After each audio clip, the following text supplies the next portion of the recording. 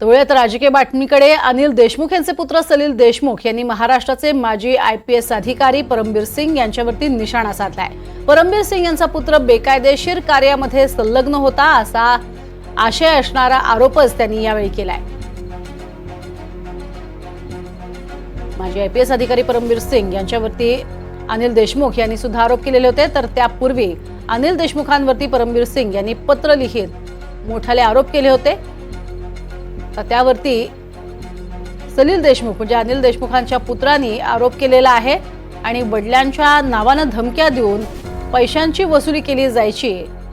निलिमा इमारतीत रोहन खंडणी वसूल करत असे असं म्हणत परमबीर सिंग यांचा मुलगा खंडणी वसुली करायचा असं म्हटलेलं आहे।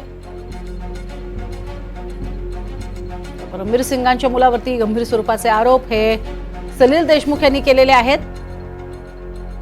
निलिमा इमारतीमध्ये रोहन खंडणी वसुली करायचा असं म्हणत त्यांनी जोरदार टीका केली आहे।